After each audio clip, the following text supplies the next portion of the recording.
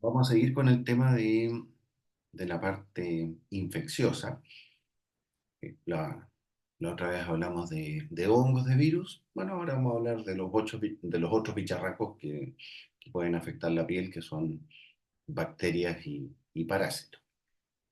Las parasitosis cutáneas, por ejemplo, en el caso de la escabiosis, la verdad que ha disminuido bastante estos, estas últimas décadas. La que se ha mantenido relativamente con la misma prevalencia, o sea, ha disminuido de todas maneras, pero se ve todavía frecuente, es la pediculosis o los piojos, eso todavía se ve bastante frecuente.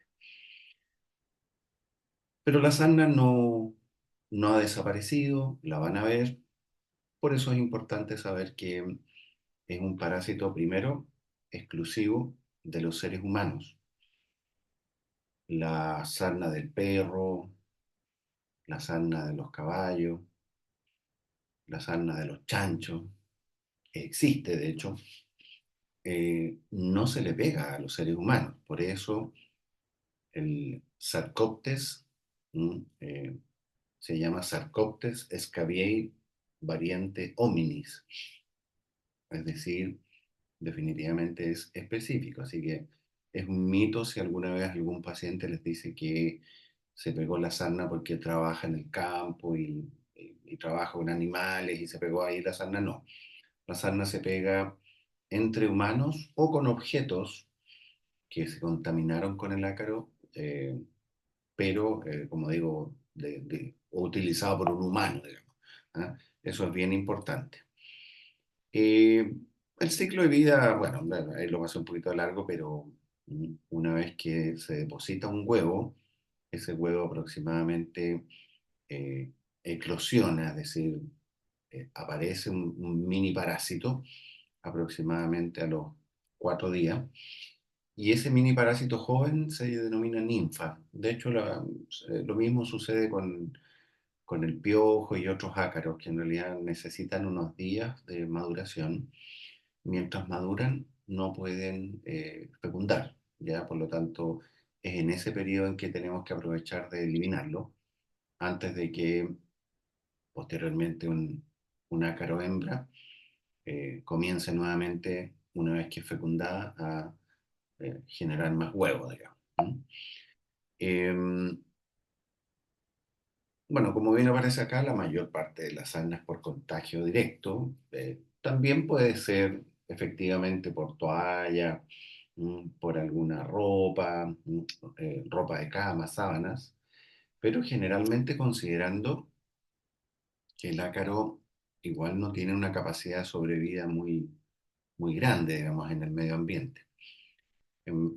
En 2 días, en 48 horas, ya el ácaro no es viable, no es capaz de contagiar. La primera vez que uno se infecta de sarna, demoran 4 semanas aproximadamente en comenzar a dar síntomas. La segunda vez que sufres contagio de sarna, esto se baja a 2, 3 días el inicio de los síntomas. Y para que vean que no es raro, yo ya tengo 4 sarnas en el cuerpo. Evidentemente me las contagié con pacientes y también son sarnas que en el fondo me dieron, lo noté de inmediato porque me comenzaron a dar en los dedos de las manos, no, nunca fue una cosa extensa ni nada, pero todos estamos, más aún en personas que trabajan en la salud, están expuestos a la posibilidad, ¿no es cierto?, de tener esta famosa sarna, digamos. Voy a eliminar los paneles flotantes, ahí sí. Acá quería hacer una corrección porque si volvemos atrás, aparecen las imágenes de una manera en que, en teoría, el ácaro de la sarna se introduce a las células epidérmicas y ahí hace esta especie de túnel. Pero perdón, esos esquemas no están bien. ¿Por qué? Porque en general, cuando vemos la sarna al microscopio, el ácaro y todas sus estructuras están por sobre la epidermis y en el espesor del estrato córneo. Es ahí donde circula el ácaro, ¿ya? El ácaro no se introduce hacia la epidermis, ni menos se va a introducir hacia la dermis, por si acaso. Cuando hablamos de sarna, hay dos lesiones que son absolutamente características de la sarna. Uno son los famosos surcos, que normalmente aparecen en zonas de pliegue, especialmente en los pliegues flexores de la muñeca o en los pliegues interdigitales de las manos. ¿Mm? Esa es la zona más habitual. ¿Mm? Y la vesícula perlada, en realidad, más que una vesícula, es más o menos como una pústula, que también aparece en las mismas zonas más habituales del surco acarino. Hay que reconocer que las vesículas perladas son más frecuentes en los niños. Ya los adultos no hacen mucho esta lesión. El adulto hace más bien surcos y otras lesiones que son más inespecíficas, como pápula, eh, qué sé yo, lesiones tipo urticariales, tipo ronchas, pero no es tan habitual que hagan estas vesículas perladas. Más que aprenderse la distribución de memoria, lo que tienen que saber es que en adolescentes y adultos es extremadamente raro el compromiso de cara, cuero cabelludo y cuello. ¿Ya? Prácticamente nunca se ve el compromiso a nivel de cuello y cefálico. En cambio, en los lactantes especialmente, y digamos que en preescolares, niños hasta 5 años, se puede presentar en cara, cuello, cuero cabelludo, además de otras zonas de la piel. ¿Ya? Y en los niños muy, muy pequeños, hablemos de recién nacidos o lactantes de menos de un año, obviamente, eh, cualquier parte de la piel puede ser comprometida. Entonces, si un niño pequeño tiene lesiones faciales o en el cuero cabelludo, eso no descarta una escabiosis, una sarna. En cambio, en un adulto sí la descarta. Eso es bien importante. Podemos ver niños con lesiones más o menos difusas, ¿no es cierto?, que pueden simular una dermatitis atópica, lo que nosotros llamamos un prurigo insectario, que es una reacción alérgica a la picadura de insectos, en la que basta que un insecto o un zancudo, que sé yo, una pulga pique en una zona y todas las demás lesiones son reacción alérgica. No es este el caso, se lo estoy nombrando como diagnóstico diferencial. Acá tenemos vesículas perladas, ¿sí?, en el pie de un niñito pequeño, lactante probablemente, y otra zona que se compromete pocas veces, pero cuando lo hace también es bien sugerente, son estos nódulos a nivel del pene o del escroto en hombres o de la piel vulvar en mujeres, porque los pacientes en este contexto de tener un cuadro pruriginoso, qué sé yo, bien molesto, refieren tener unos granitos, ¿no es cierto?, duros en la zona genital, que en realidad no se les mejoran y que les pican muchísimo. Esos son nódulos también propios de la escabiosis y se pueden ver tanto en niños como en adultos. Acá lo que tenemos son surcos, ¿sí?, y acá lo que se llaman vesículas perladas, que son estas. Acá se ven más como vesículas, a veces tienen contenido más purulento y ahí hablamos digamos, de pústulas perladas.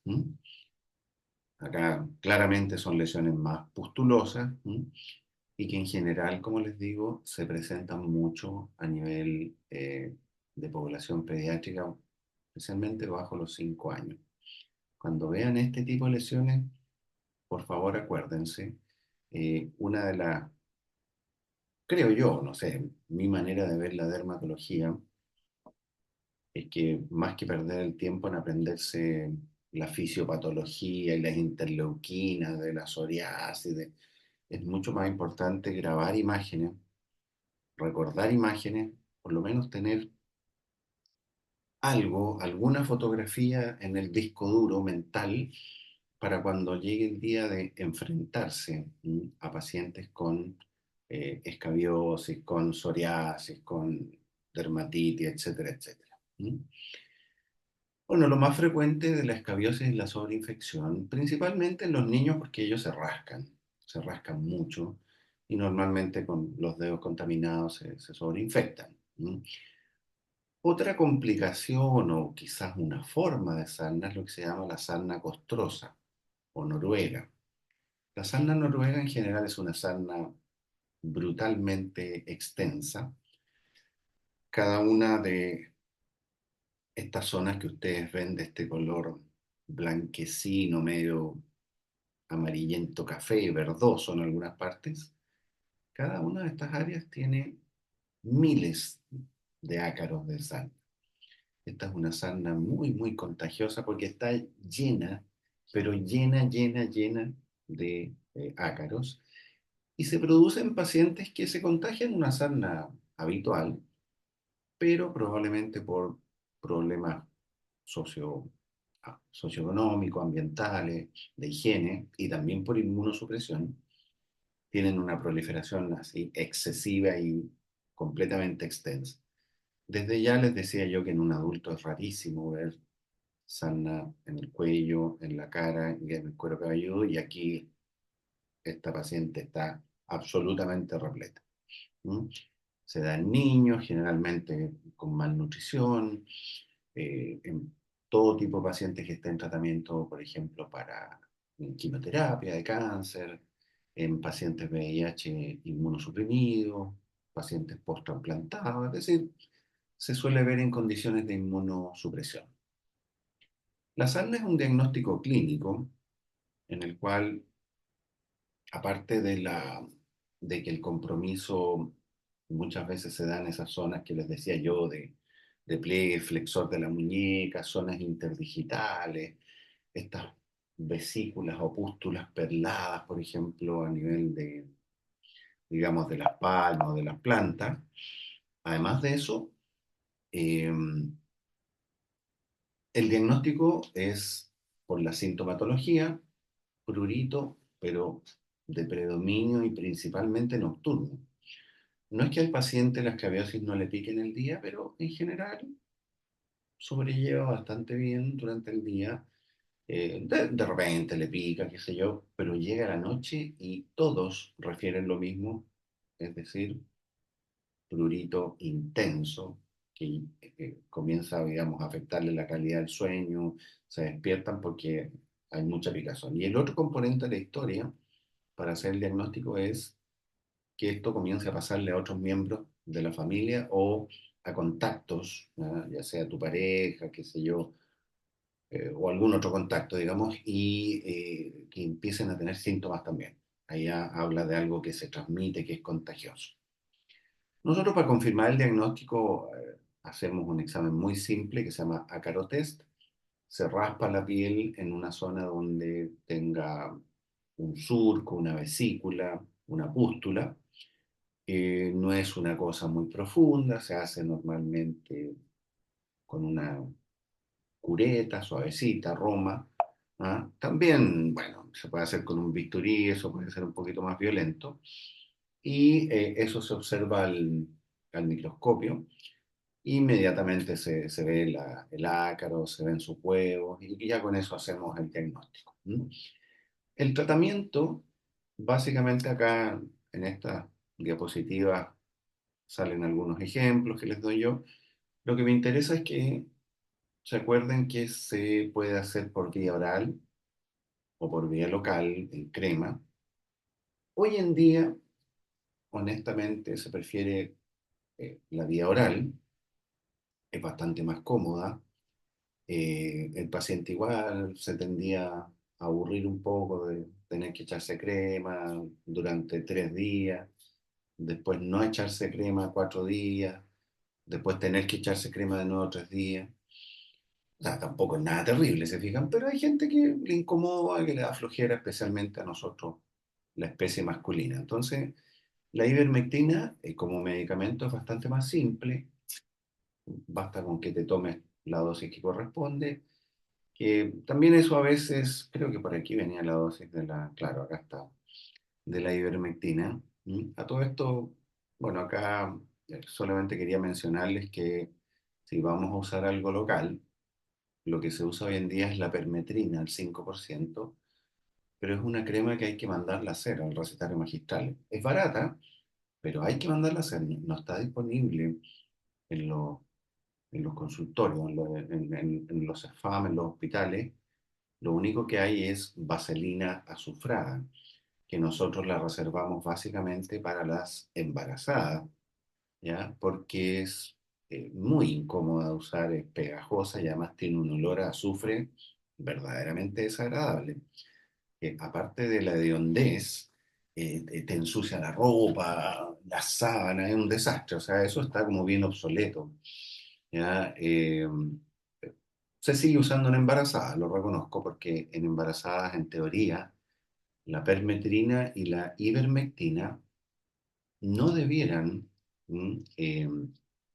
provocar problemas, pero existe esa advertencia, ¿no es cierto?, de la FDA que dice, bueno, si es demasiado imprescindible tratar esto, usen permetrina o ivermectina oral durante el embarazo, pero si no es mejor evitarlo. Bueno, por supuesto que lo vamos a evitar y lo que sí puede usar digamos, la embarazada es vaselina azufrada, así que pero por el resto de los pacientes es un desagrado tener que dejar vaselina azufrada.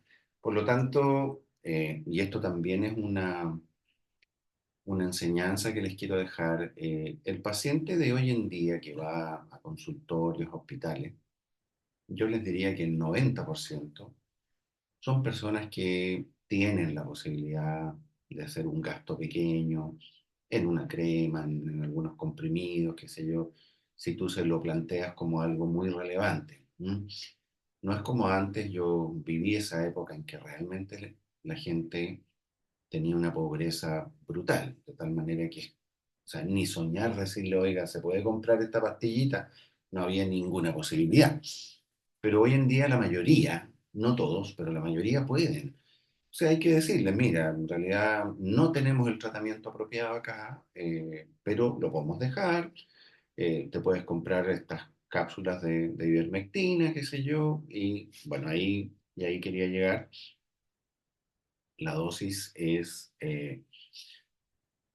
mira, de 0,2 miligramos por kilo de peso. En realidad, si no quieren complicarse, en pacientes hasta 20 kilos se dejan 4 miligramos, 40 kilos, o sea, si una persona pesa 40 kilos son 8 y pesa, ¿no es cierto?, 60 son 12 y si pesa 80 son 16. ¿Ya?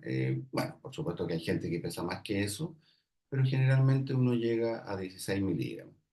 Ahí habrían dos posibilidades: dejar Ibercaz en gotas, que es una gota por kilo de peso, así que el paciente de 70 kilos tendrá que tomar 70 gotas, generalmente es una dosis única que se repite más o menos a los 9-10 días. ¿M? Así que es un tratamiento ultra sencillo. En su defecto tenemos ivermectina oral, pero les aviso al tiro que este medicamento ya prácticamente salió del mercado porque lo superó por lejos en venta el Ibercaz, por ser más cómodo de dosificación y por ser más barato. Además alcanza para mucho más, al mismo o menor precio inclusive, una gota por kilo de peso, con repetición a los 9 a 10 días. ¿Ya? Y con eso estamos sobrados de cariño. Si hay prurito, podemos dejar algún antihistamínico. A mí en piel me gusta más la cetiricina que la loratadina o la desloratadina. En mi experiencia médica, la desloratadina es mejor en vía aérea, en rinitis, por ejemplo, pero no tanto en piel. Ya, eso son experiencias personales. Y finalmente, antiguamente, por ejemplo, a las personas se les mandaba a hervir la ropa en ollas así gigantes con agua hirviendo y la ropa de cama y los pijamas. Hoy en día se sabe que el ácaro se muere básicamente con el detergente más agua un poco tibia caliente, así que tampoco va a haber mayor problema. En caso de tratamiento tópico, que no lo puedan hacer por vía oral, en general yo alargo un poquitito el ciclo. Como les decía yo, se supone que lo ideal es que uno aplique 3 días seguidos, puede ser lunes, martes y miércoles, por ejemplo, que me coloque la crema en la mañana y no me la saco hasta el otro día, que me ducho y me vuelvo a colocar la crema hasta el otro día, miércoles. Después dejo pasar 4 días, eh, jueves, viernes, sábado y domingo, me vuelvo a aplicar lunes, martes, miércoles. Hasta ahí es lo que usualmente se recomendaba. Pero con la experiencia clínica me fui dando cuenta que algunos pacientes retomaban el proceso de la escabiosis porque había quedado uno que otro ácaro hembra que no murió y a partir de ese nuevamente empiezan a proliferar, digamos, los ácaros. Por lo tanto, es ideal agregar otro ciclo de descanso de 4 días, de jueves a domingo, por ejemplo, y un tercer ciclo de 3 días, lunes, martes, miércoles de aplicación.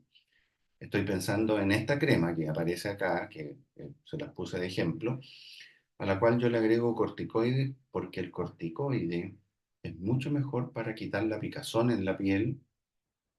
El corticoide tópico en crema es mucho mejor para quitar la picazón en la piel que el que tomar antihistamínico. Por lo tanto, es bastante más práctico proceder a aplicarse la cremita. Ahora, ahí también hay un problema y es que el paciente la tiene que mandar a hacer. Entonces, no son cremas caras, si ustedes me preguntan hoy en día, una receta como esa y esa cantidad debe estar en un costo de 9.000 pesos, 10.000 pesos probablemente. Para muchas personas eso es harto dinero, pero pueden hacer el esfuerzo, como les digo, es factible de realizarlo. ¿Mm? Así que acuérdense siempre en esta especie como de tétrada muy importante, que es prurito de predominio nocturno, síntomas en otras personas del grupo familiar, un cuadro cutáneo que es polimorfo, es decir, que tiene por un lado costra, tiene pápula, aparecen vesículas, pústulas, es decir, un cuadro que no es así como, pucha, una psoriasis o placas de tipo dermatitis, sino que es como una mezcla. También hay que pensar en sarna y, por supuesto, sobre todo en población escolar y lactantes, lesiones pustulosas plantares son muy sugerentes de escabiosis. Esto me parece que alguna vez se los comenté, porque al final siempre estamos en esta lucha de, ya, cómo es nuestro sistema de pensiones, cómo es nuestro sistema educacional, cómo es nuestro sistema de salud, y la conclusión siempre es que está todo pésimo, está todo mal, ¿no es cierto? Y la verdad es que en lo personal cada uno se va haciendo la idea y un concepto de cómo debiera ser idealmente la educación, la salud, ¿ah? Sobre todo en términos, y las pensiones, ¿ah? Sobre todo en términos de que sea lo más justa, ¿no? Yo creo que eso es lo que todos buscamos. Y en ese sentido, los sistemas de salud utilizados en muchos países, especialmente Europa, que también son muy similares al de Australia, Nueva Zelanda, eh, tienen este tema de propender a no hacer proliferar mucho la salud privada. La salud privada existe en estos países, es enormemente cara, pero muy cara, y es de muy buena calidad, sin lugar a dudas, pero el grueso de los médicos, hablemos de nosotros, digamos, se encuentra en la salud pública. ¿M? Pero el grueso, grueso, grueso, o sea, estamos hablando 85-88% de los médicos en Australia trabaja exclusivamente en el sistema de salud público. ¿M? Que les diría yo que es como la cifra opuesta a Chile. ¿M? ¿Y por qué? Porque ellos no tienen un incentivo perverso, que es que tú trabajas en la parte privada y ganas 10, 15, y aunque suene exagerado, a veces pueden ser 20 veces más que en la salud pública. Si tienes ese incentivo perverso, es complicado conseguir que los médicos trabajen mucho o poco en la salud pública. ¿Ah? Y para todos los que nos critican, yo les digo, ya, pero a ver, eh, ¿qué abogado hace eso? ¿Mm? ¿Qué abogado está dispuesto a trabajar por 500 lucas el mes y por fuera, en ese mismo horario, gana 10 millones de pesos, 20 veces más? Sí pasa, es una lógica que es compleja, ¿no? Bueno, acá la gracia es que los hospitales públicos son tremendamente buenos, son como clínicas acá en Chile y tienen todos los especialistas, tienen buena oferta de especialidades y los sueldos son bastante buenos, considerando que son sueldos públicos, digamos. ¿Mm? Pero ahí hay un tema, y más que nada a eso quería llegar, hay un tema eh, que es de mente, digamos, de forma de ver la vida, que no lo tenemos acá en Latinoamérica, especialmente en Chile. Si bien el sueldo de los médicos en la salud pública, en Australia, por ejemplo, es bueno, equivalente chileno son 7 8 millones de pesos. Resulta que un médico australiano que trabaja en clínicas privadas, eso sí que ganan plata, puede llegar a ganar 28 30 millones de pesos mensuales. Pero resulta que a los tipos no les interesa eso, a la mayoría.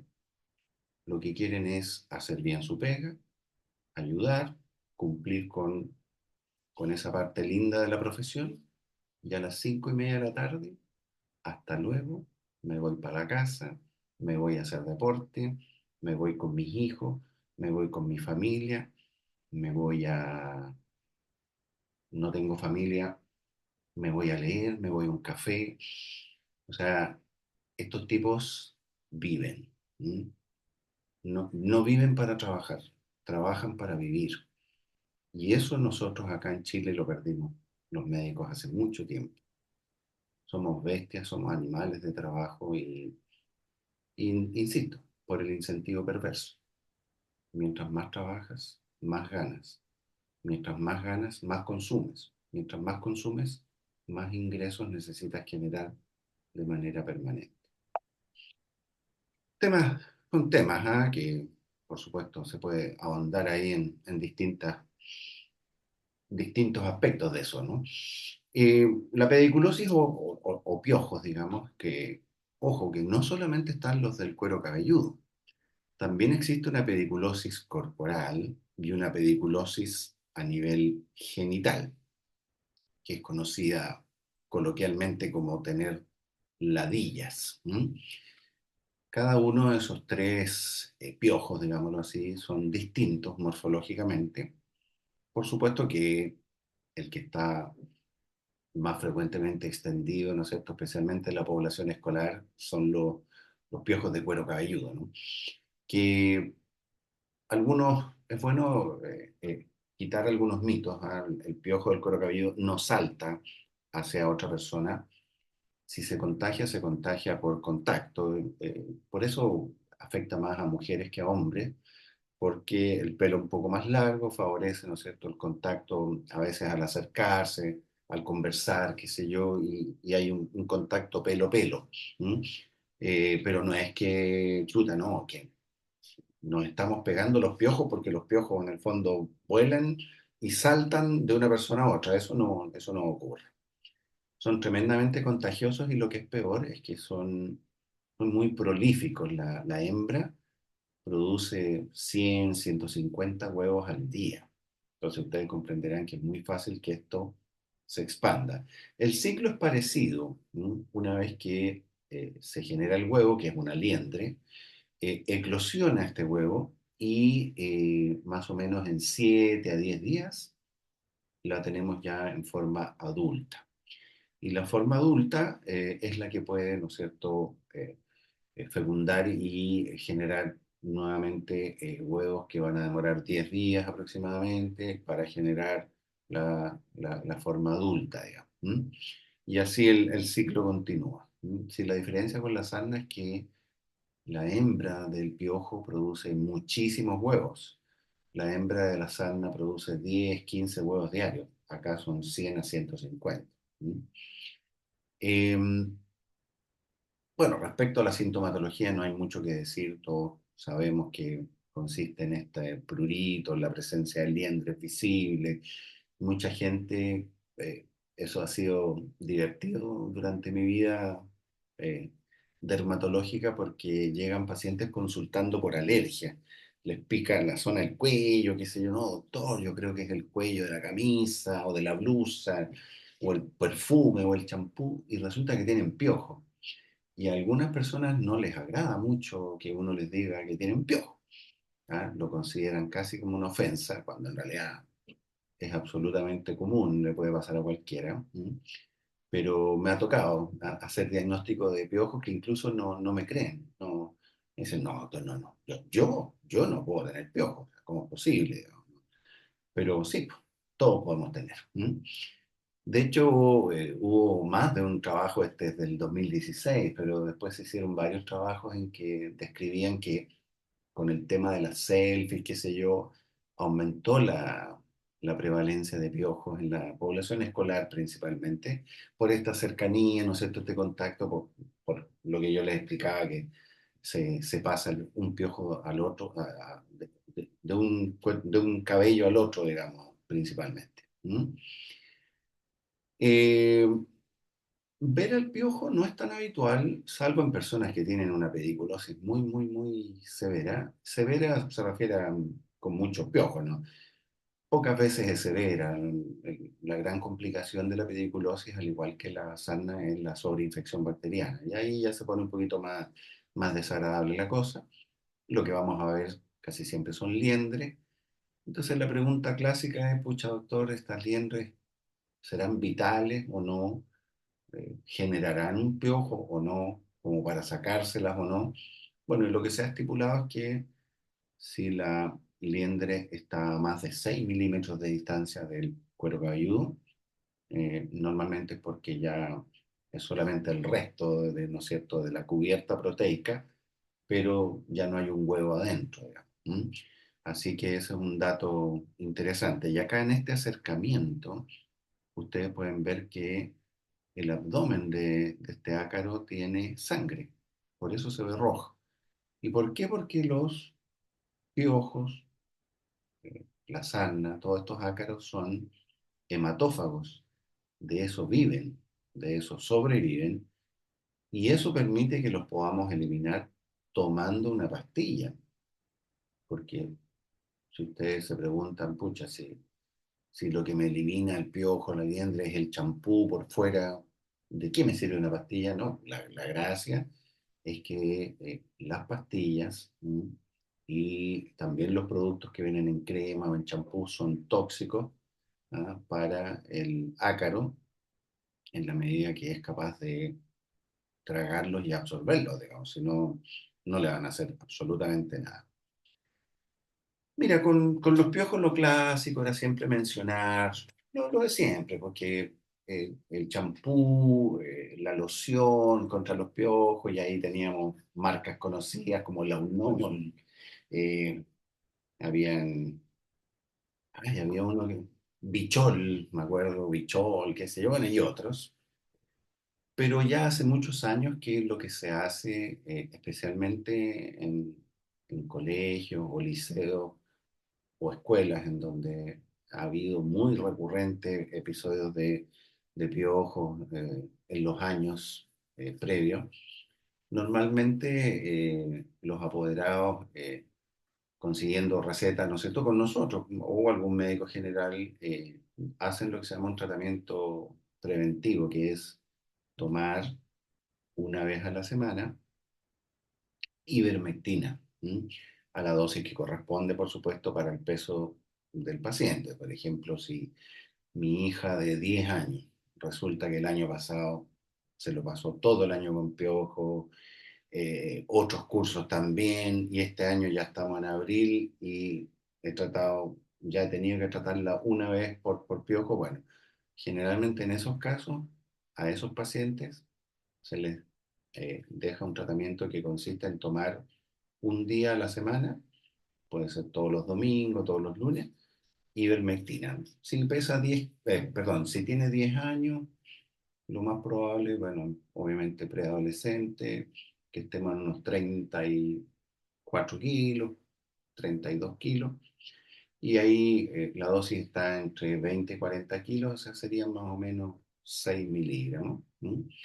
Y eso se le da una vez a la semana.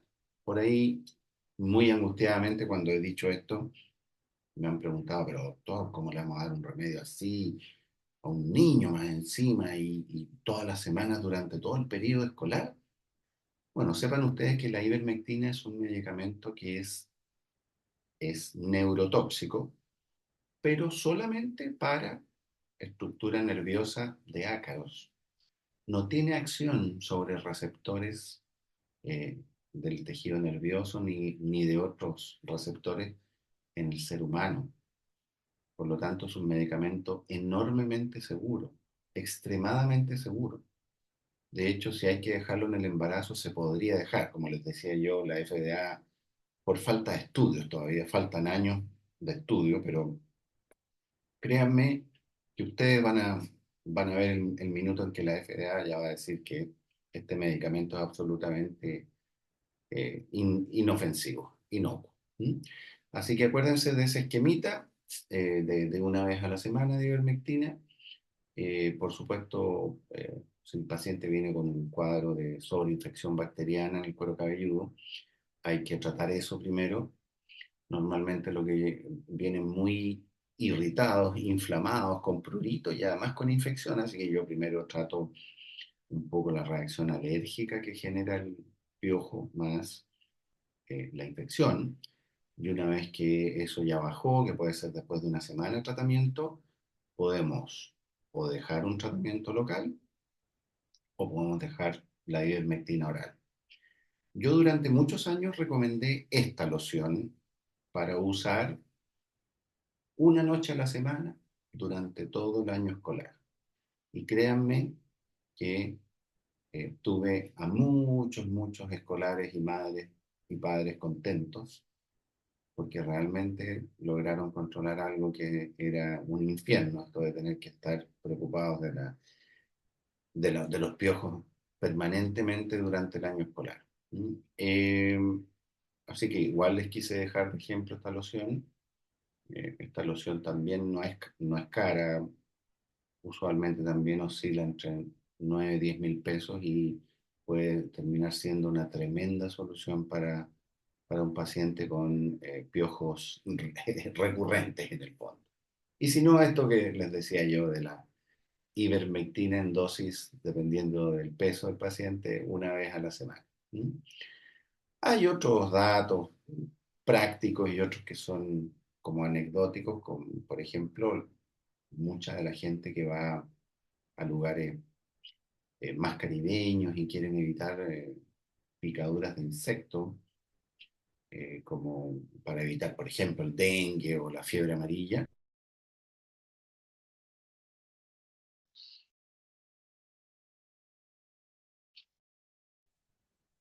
Bueno, tuve de esas caídas de internet que me suelen pasar aquí en este cuchitril en el que me meto. Eh, ya, sí, volvimos.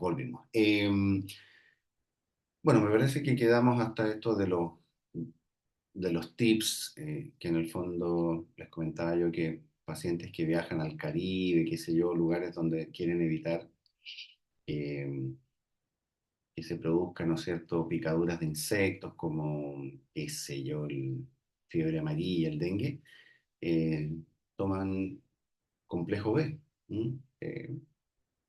Puedes pincharte, pero neurobionta, pero es mejor tomar estos complejos neurobionta oral o TOL 12 y créanme que actúan como repelentes de insectos. ¿M?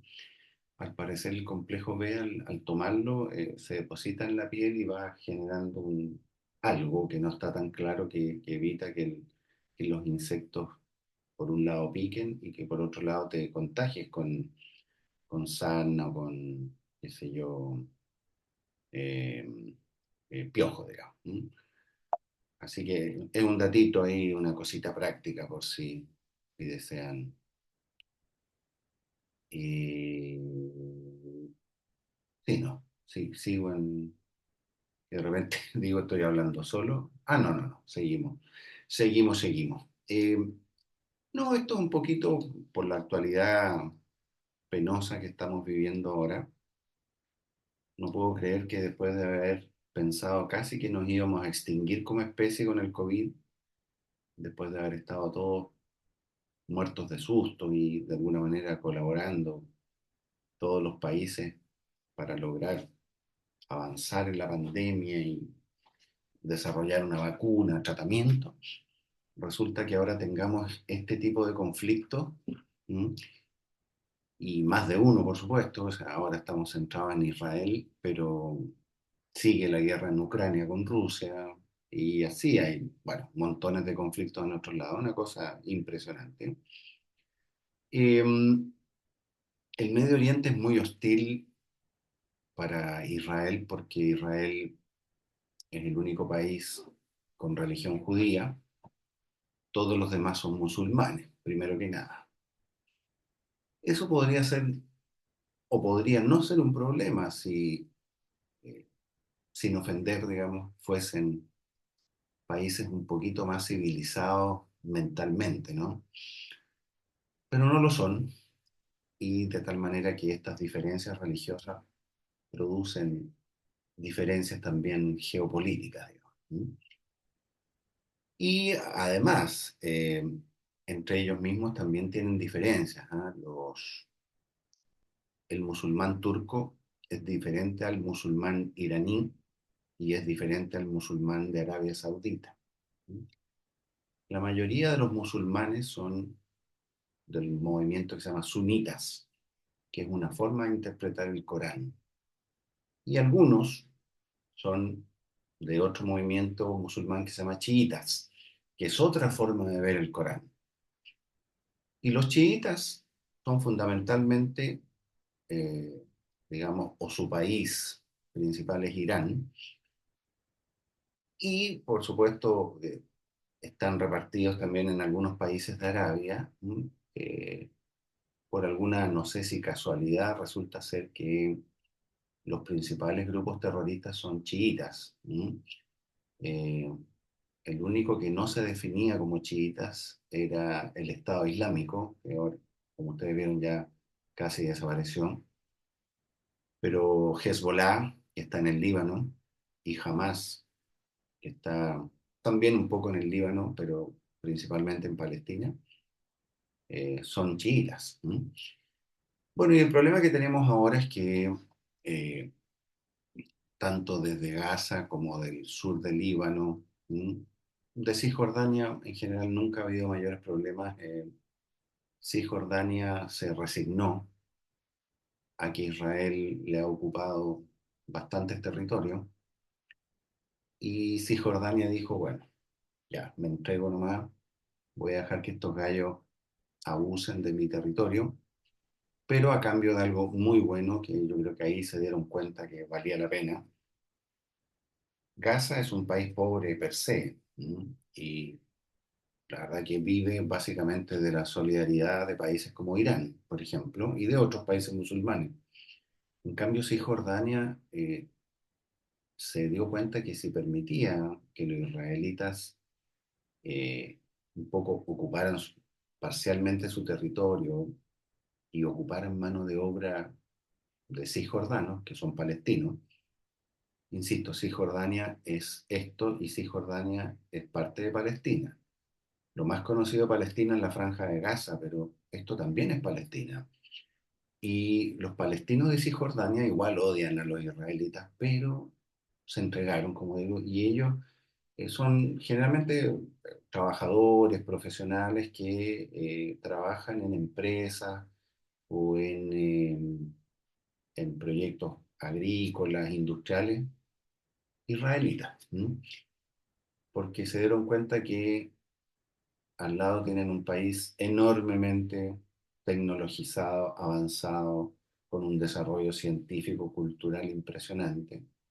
Bueno, si tus vecinos son superiores intelectual y también cultural y tal vez económicamente, para qué decir armamentísticamente, bueno, uno dice ya, pues, dejo un poquito que me invadan. O sea, yo sé que esa no es la lógica, pero me refiero que con eso han logrado evitar tener conflictos. En cambio, Gaza dijo no, a nosotros vamos a atacar al judío invasor. Y en eso están, permanentemente, eh, con las consecuencias terribles, desastrosas, horribles que hay hoy en día. Bueno, ya les hablaba esto, lo vamos a pasar un poquito más rápido, los piojos corporales que en general se dan más bien en personas que están en situación de calle, que no se cambian mucho de ropa, digamos. El tratamiento es similar, también puedes usar tratamiento oral o tratamiento local. Como son pacientes de la calle, poco cumplen, muchas veces vuelven con el cuadro, digamos, con una recaída. Y el tirus pubis o ladillas o pediculosis del pubis en general no es que solo den el pubis, pero se considera una enfermedad de transmisión sexual. Generalmente el contagio es por vía sexual. eh, puede, bueno, las prácticas sexuales pueden ser diversas, como ustedes saben, y eso determina que a veces tengamos tirus pubis en otras zonas que no sea la zona pública, como por ejemplo las cejas, las pestañas, los bigotes, la barba, qué sé yo. ¿No? En resumen, igual es un ácaro, es una parasitosis cutánea que se trata exactamente de la misma manera. Sospecharla en pacientes que tengan prurito crónico de la zona pública y que refieran no tener ningún otro problema en otra parte del cuerpo. Ahí uno rápidamente tiene que sospechar esta posibilidad del tirus pubis. eh, no es tan infrecuente que esté presente en otras zonas y evidentemente en este caso que fue publicado en el New England, era un niño de 6 años, así que evidentemente esto fue producto de abuso sexual. ¿Mm? Y bien, ahí pasamos los asquerosos parásitos para luego pasar a las asquerosas bacterias. Eh, infecciones bacterianas cutáneas, bueno, esto por supuesto que lo vemos bastante más. Eh, en general, afecciones cutáneas bacterianas hay, como ustedes pueden ver, de distintos tipos y de distinta gravedad. Pero si hablamos de las que son verdaderamente solo cutáneas y no de compromiso sistémico, ¿m?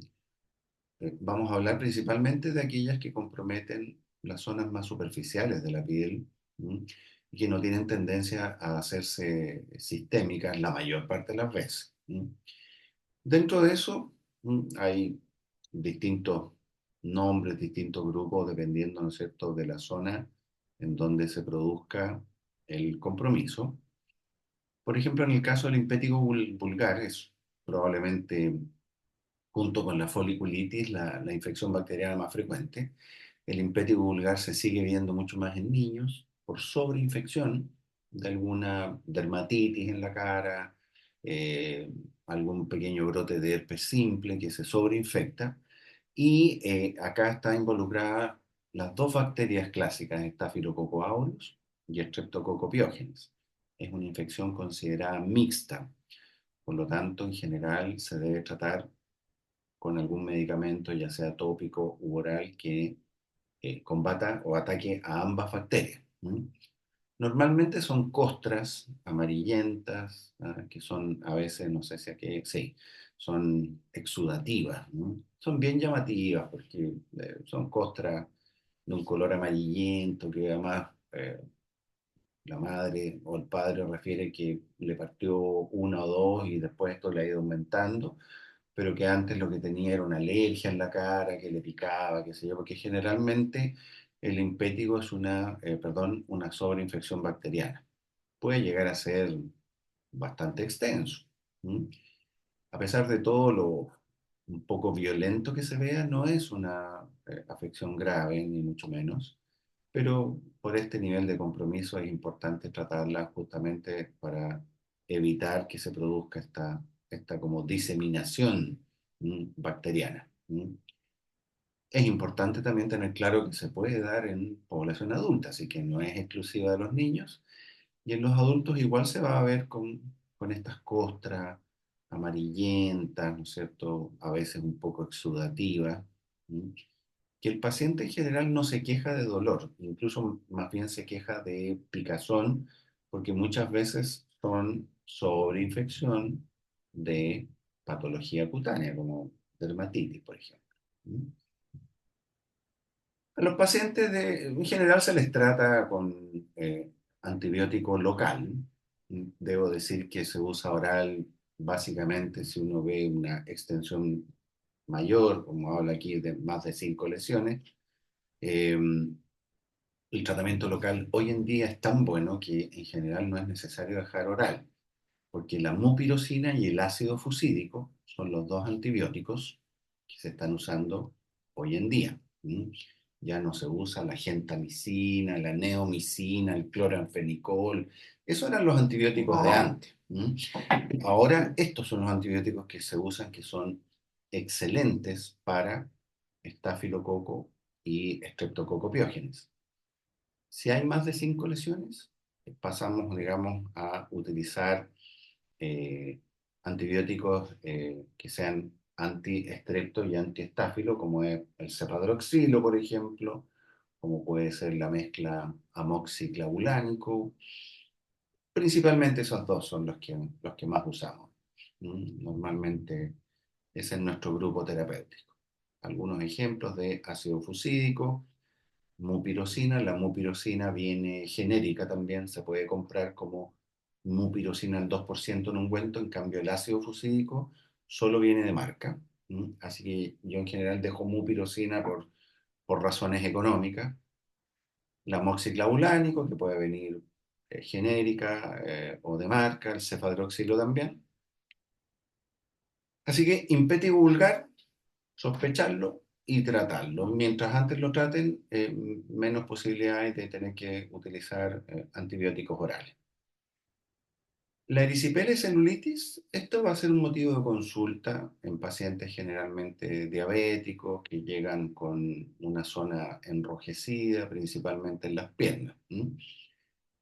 Los dermatólogos un poco se desviven por tratar de enseñar la diferencia entre erisipela y celulitis, ¿no? Mira, una es más delimitada, hay una que duele más, la otra duele menos, pero créanme que desde el punto de vista práctico ustedes se van a encontrar con pacientes que, insisto, llegan con generalmente una pierna mucho más hinchada, edematosa, dolorosa, roja, caliente. Si ya el cuadro es más o menos extenso en la pierna, estoy hablando de bajo la rodilla, ya el paciente siente algunas febrículas, puede tener un poquito de pic de temperatura, ¿ah? Pero empezar a diferenciar, se supone que en una el germen es solamente estreptococo y en la celulitis es estrepto y estáfilo. Pero honestamente, de un punto de vista práctico, todos los pacientes que llegan con sospechas de celulitis o erisipela se tratan con una mezcla para estreptococo y estafilococo. Por lo tanto, es importante saber, sí, que esta es la manera de presentarse, una zona enrojecida, más o menos bien delimitada, incluso pueden aparecer ampollas en la superficie, zonas hemorrágicas, hay dolor, edema, ¿no es cierto? Aumento de volumen. El paciente puede referir, ¿cierto? Bueno, aquí estas ampollas son escandalosamente grandes. Eh, lo habitual es que hayan microvesículas, unas pequeñas ampollas. Eh, como digo, el paciente llega muy, muy, muy comprometido por el dolor, incluso, como digo, con cierta sensación febril. Esto, cuando el proceso infeccioso es de la cara, ahí cambia la cosa, porque en el fondo una celulitis o una erisipela en la cara, por supuesto que tiene una posibilidad mayor de complicación, especialmente hacia las zonas septales y preseptales del ojo. Por lo tanto, en estos casos sí que es mucho más urgente diagnosticar de inmediato. Es poco probable que un paciente así lo diagnostiquemos de rosácea o que tiene una alergia en la cara, porque llegan con un cuadro muy agudo, muy doloroso, con mucha calor local y unilateral usualmente. ¿Mm? Y ahí eso lo diferencia de otras patologías que pueden poner la cara de un color más rojo, digamos. ¿Mm? Desde el punto de vista de manejo, usualmente a estos pacientes se les hospitaliza, a todos. ¿Mm? Generalmente hasta lograr que baje el edema, por lo menos un poco, lo rojo, y que el paciente ya no sienta compromiso del estado general ni febrícula. ¿Mm? Lo que nosotros hacemos es dejar mezcla de penicilina endovenosa y cloxacilina endovenosa. No hay para qué empezar a dejar antibióticos de cefalosporina de tercera generación ni medicamentos tan exóticos. Estos cuadros andan muy bien con antibióticos inicialmente, como digo, por vía endovenosa. Al paciente se le da 2, 3 días el alta y posteriormente sigue con manejo oral que puede ser cefadroxilo o esta mezcla amoxiclavulánico. La celulitis es distinta en edad pediátrica que en edad adulta. Pero para dejarlo claro, sobre los 5 años la mayoría de la celulitis en los niños es por lo mismo, los mismos gérmenes que en el adulto, o sea, Streptococcus pyogenes y Staphylococcus aureus. Bajo los 5 años es mucho más frecuente la celulitis por Haemophilus influenza, Streptococcus pneumoniae, y bajo los 3 meses de vida, o sea, recién nacidos, lactantes muy pequeños, es más frecuente el Streptococcus grupo B. ¿Mm? Pero ahí, en ese grupo etario, es muy raro. ¿Mm? Algo muy importante, las celulitis, sobre todo en la cara, son graves, son de manejo inmediato, hospitalizado, tanto en adultos como en niños. Es más fácil que se complique un niño, eso es cierto, pero no se olviden nunca. ¿Ya? Una celulitis en la pierna, en un paciente relativamente sano, que quizás se hizo una herida nomás y tuvo la mala suerte que se le sobreinfectó, un paciente con poco linfedema, muchas veces ni siquiera lo vamos a hospitalizar. Pero una persona, por muy sana que se vea, que tenga buenos antecedentes, si llega con una celulitis en la cara, hay que hospitalizarlo sí o sí, tratamiento endovenoso, ¿ya? Eso es muy importante, así que por eso quise destacar celulitis en la población infantil, sin olvidar que también hay en la vida adulta. Como les digo, si le está dando vuelta a ustedes el tema de chuta, pero al final, ¿cómo digo yo si es celulitis o erisipela? Había una diapo antes que un poco las diferenciaba, pero son diferencias muchas veces teóricas. Del punto de vista práctico, muchas veces tú te encuentras simplemente con esto, una pierna enrojecida, aumentada de volumen, edematosa, con calor local, con dolor, una paciente que ya, como digo, se queja de que de repente siente calofríos, que no se siente muy bien, que está mareada, qué sé yo.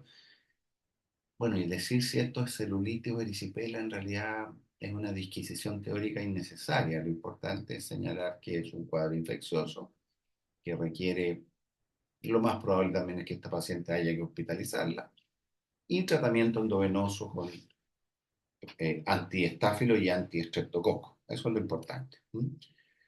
Estando hospitalizados, depende de la gravedad del paciente o de la extensión del compromiso, podemos hacer otro tipo de exámenes. En general, cuando se hospitalizan pacientes por patología infecciosa, ustedes han visto que es de rutina que se pidan cultivos de la zona, hemocultivos, no sé, eso es parte rutinaria. En general, estos pacientes es muy raro que tengan hemocultivos positivos, ¿no?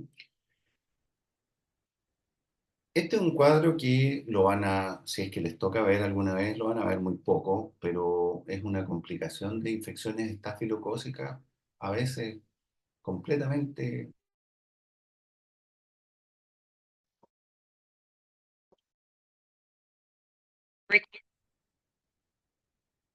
Y bueno, tuvimos un ataque de Hezbollah. ¿Mm? Les decía yo que van a ver muy poco este cuadro del síndrome de piel escaldada estafilocócica, pero lo van a ver. De tal manera que es importante tener en consideración que a veces una simple infección estafilocócica de la zona del ombligo, estamos hablando de recién nacidos o lactantes menores, puede terminar con este síndrome de piel escaldada. Tengan súper claro, la piel escaldada la produce una toxina generada por el estafilococo. No es la propia bacteria la que produce una diseminación y una rotura, una eh, exfoliación de la piel. Eso es importante saberlo. Estos pacientes muchas veces están en muy buenas condiciones generales, porque no es que tengan una septicemia por estafilococo, se estén muriendo por estafilococo. En el fondo, el estafilococo que tienen en una, por ejemplo, herida cutánea, en un absceso, en una onfalitis, eh, qué sé yo, una infección de cuero cabelludo, ese estafilococo produce toxinas que dañan, ¿no es cierto?, el epitelio. ¿M? El epitelio, por supuesto, de la piel, la epidermis. ¿M? Y eso genera, digamos, este cuadro exfoliativo bastante prominente que se da mucho más en pacientes menores de 5 años, como ustedes pueden ver. ¿M? O sea, es un cuadro de pediatría principalmente. ¿M? Acá aparece lo que eh, creo debiera, por lo menos debiera yo haberles dicho alguna vez que existe el signo de Nikolsky, ¿no? Que se trata de que un paciente que tiene una patología X va a tener signo Nikolsky positivo si yo en piel sana, no en piel enferma, en piel sana, con un guante hago como una fricción con fuerza importante, pero no tanto, pero con una fuerza importante. Yo por mucho que me esfuerce la epidermis a desprenderse con todo lo que me pase por la cara, no lo voy a lograr. En estos casos, uno hace este desplazamiento y la epidermis se rompe. Y ese es el signo de Nikolsky, que, bueno, insisto, si no se los he dicho, es sumamente importante que sepan que está presente en tres patologías fundamentalmente. El síndrome de piel escaldada estafilocócica, en el pénfigo y en las reacciones adversas medicamentosas severas del tipo síndrome de Steven-Johnson, necrolisis epidérmica tóxica.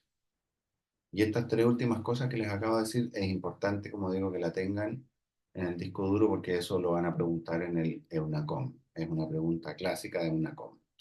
Signo de Nikolsky. ¿Mm? Bueno, el síndrome de piel escaldada estafilocócica tiene signo de Nikolsky positivo, pero en general tiene una muy buena evolución.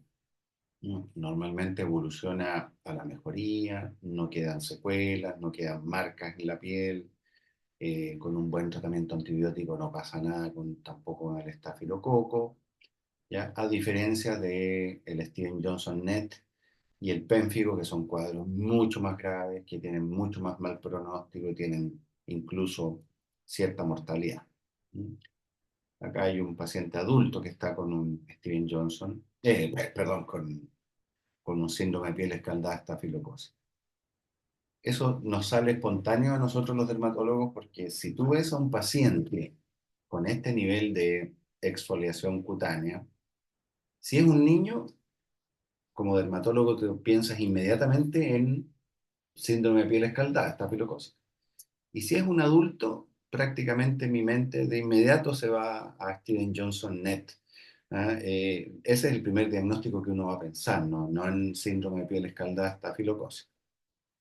Eh, bueno, el diagnóstico clínico, poco se saca con hacer cultivos de las lesiones cutáneas porque, como les decía, las lesiones cutáneas las produce una toxina y no la bacteria, por lo tanto no hay desarrollo bacteriano.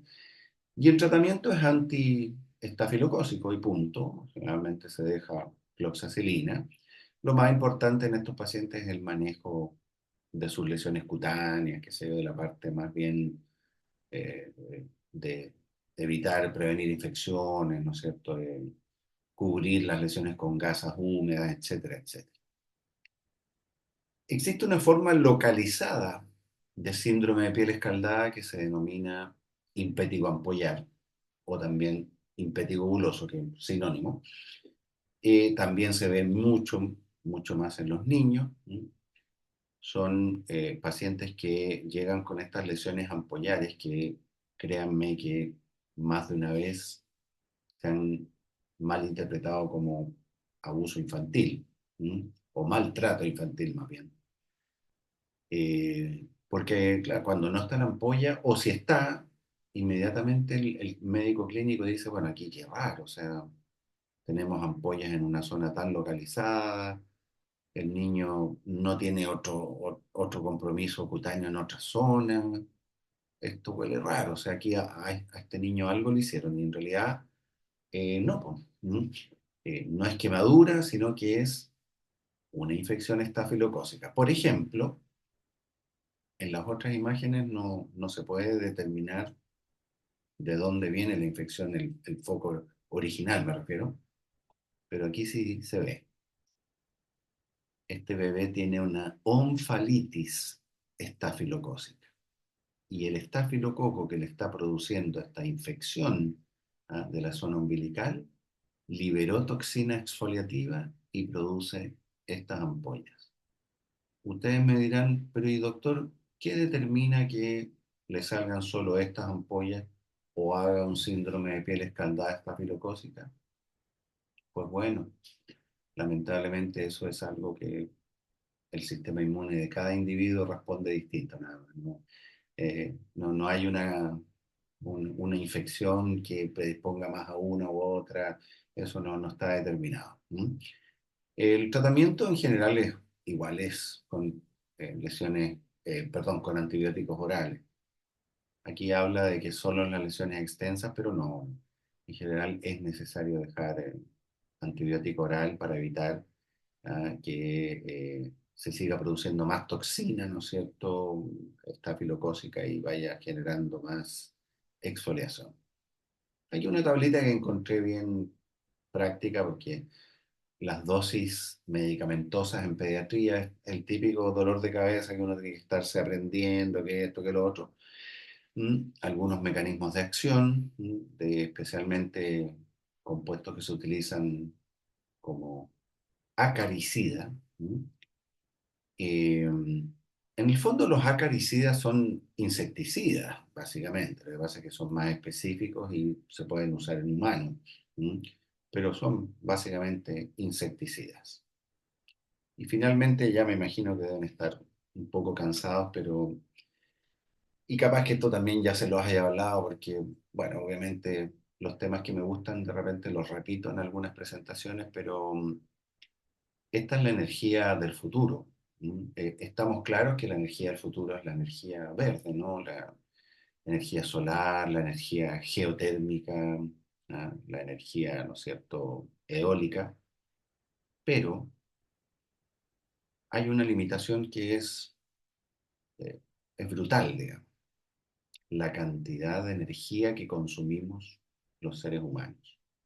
Es brutal, es enorme y cada día es mayor y nunca eso va a disminuir. Cada vez tenemos más dispositivos electrónicos, todo funciona de manera más eléctrica y eso determina que necesitamos producir más megawatts a nivel mundial y nacional también. Entonces, no quiero ser pesimista ni mucho menos, pero no va a dar el cuero ni en Chile ni en el mundo para que la energía producida sea 100% de fuentes verdes, digamos, no contaminantes. Por lo tanto, esto ya está en desarrollo hace muchos años. Lo que pasa es que es muy difícil obtener la fusión nuclear, ¿ya? Es un proceso que requiere condiciones muy especiales y infraestructura enorme y muy cara. Pero en la medida que desarrollemos la capacidad probablemente de generar estaciones de fusión nuclear más económicas, más al alcance de países subdesarrollados como el nuestro, créanme que el problema energético se soluciona definitivamente. Seamos la cantidad de millones que seamos en este planeta. ¿M? Y afortunadamente la energía nuclear no es contaminante. Perdón, la de fusión nuclear. La de fisión, por supuesto, que sí es contaminante, sobre todo por los isótopos radioactivos que generan una contaminación espantosa, digamos. ¿M? Así que bueno, después de pegarme esas bolas que a mí me gustan, terminamos esta sesión. Así que recuerden que este fin de semana les voy a enviar a través de la Josefa las notas, por fin.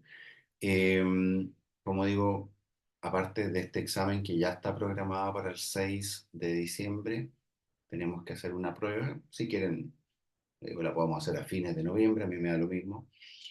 Eh, no nos queda mucho más que tocar, así que como les digo, vamos a ir eh, revisando los temas y hablando cosas prácticas. Así que eso es, pues chiquillos. La próxima semana igual voy a tratar de coordinarme con Josefa a ver si podemos hacer una jornadita que sea de algún tema.